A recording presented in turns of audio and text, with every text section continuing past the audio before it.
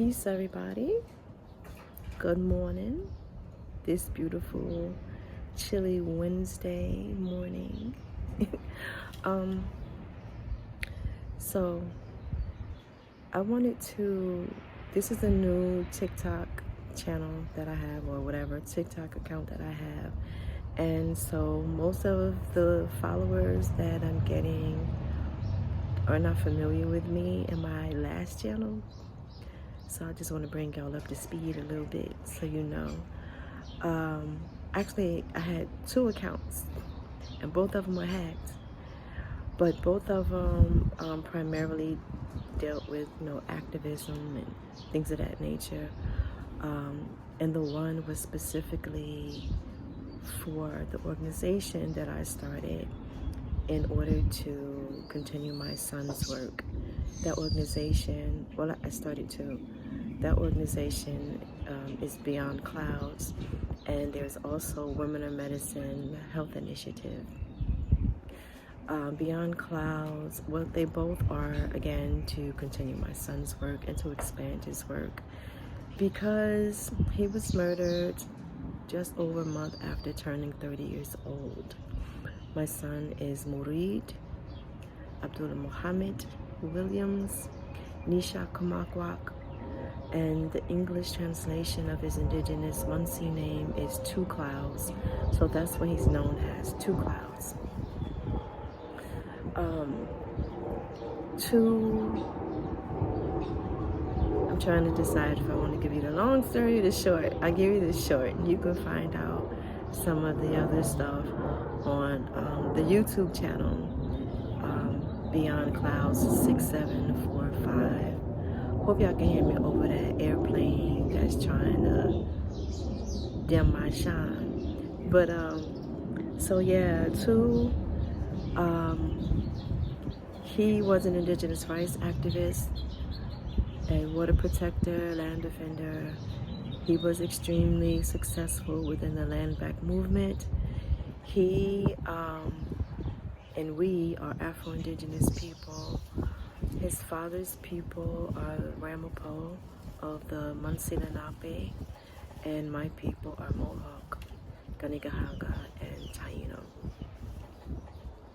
So,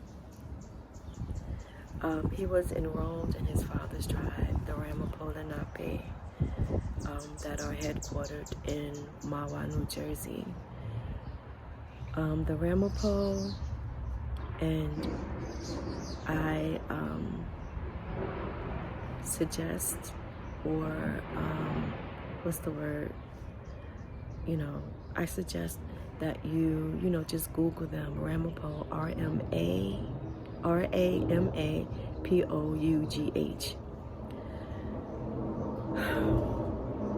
Google them before 2016, and then from late 2016 and onward, including now. So before my son came up there to the land, he wanted to, and we call it the land, but it's in the middle of a very prosperous town. So Two went up there in late 2016 because his great-grandfather actually moved the family from up there to Newark, New Jersey, which is about 30-40 minutes away. Moved them to Newark, New Jersey a few generations ago because there was just such, racism and stuff like that up there. And so he brought the family down to Newark, New Jersey. And initially, they, like a whole lot of indigenous people back in the day, were claiming other ethnicities because it was safer. And so his family was saying that they were Italian because they were light-skinned, and people back then were especially dumb when it came to light-skinned folk like me. Today too, but far more than today. And so, you can really say you're white or anything back then because people were just very ignorant as into, admixtures and stuff like that. And so they moved down there, and then eventually it was safe to just live as black people. They are mixed race Afro-Indigenous people. The Ramapo Lenape are a mixture of Lenape, Indian, African or African Americans, and white Dutch primarily. And so they look all kind of ways. You know, they could really pass for a lot of different things, because again, people are just uninformed when it comes to mixtures. They still think that you can look at someone and tell what they are, and you just simply cannot. So, you know, his great-granddad, I guess I'm going for the long story, his great-granddad moved the family from up there a few generations ago. I always taught my children, since I was able to homeschool and all that jazz, I always taught my children who they were. And so I knew that his grandmother, Chu's grandma, had a written lineage that the great-grandfather had written. And so I used to always tell him, like, get your dad to give that to you. And they were just like slow dragging. His dad wouldn't ask his mom for it and all kind of things. And then, you know, the grandmother was telling him, like, don't go up there to those people, because they will kill you. And but you know, he was intent on it. I was intent on him learning about his people, or, you know, not just the Ramapo, that's all our people. We embrace all our heritage. And so late 2016, because he was a polyglot, he spoke many different languages fluently. And so he went online and found out that they were having a monthly class up there. And so he went up there for the class. Now, before that time, during that time, and for generations and generations and generations before, they were known by a very derogatory term called Jackson Whites. So when he asked his dad, who are our people exactly? Like, we know they Lenape or Delaware Indians, but like, what can you tell us? He said, no, yeah, we're Jackson Whites. He didn't know that that was a derogatory term, because the family had become, you know, detached from the community, and for whatever reason, he just didn't know.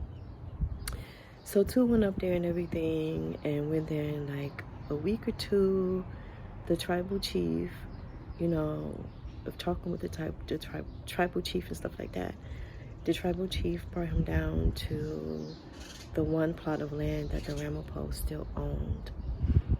And that is a 13.9 piece of land. Not really much can be done to it because it floods.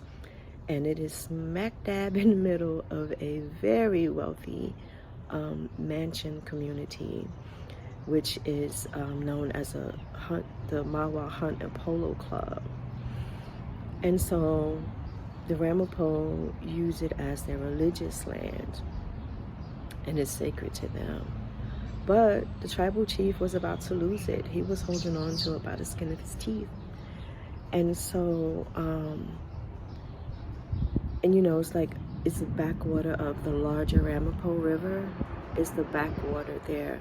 So backwater, if you know anything about waterways, it's shallow, it's still water, it's just very pretty, but it's just there, it's not very deep or anything. And so the tribal chief brought my son there, brought Two Clouds there, and told him, like, all these white people trying to take our land and all that. You know, he knew that too. I raised him in like black radical revolutionary tradition, and so he like knew how to present this to him for sympathy, for empathy, and hopefully some sort of camaraderie. And lucky for him, my son was like, nah, I'll help you. Because, you know, the chief was telling him, like, nobody would help him. None of the men in the tribe would help him. None of the officials, town officials, and anyone would help him. Like, nobody would help him. So Two Clouds was like, I'll help you. You know what I mean? Like, this is the shit we've been waiting for my whole life. You know what I mean? And so he called me and he said, you know, Umi, we back home in North, we fighting and killing each other over blocks that don't even belong to us. So there's no way I'm gonna let these white folk take our ancestral land. And you know, I was like, bet, like, what you want me to do? Like, how we doing this? And so that was the start.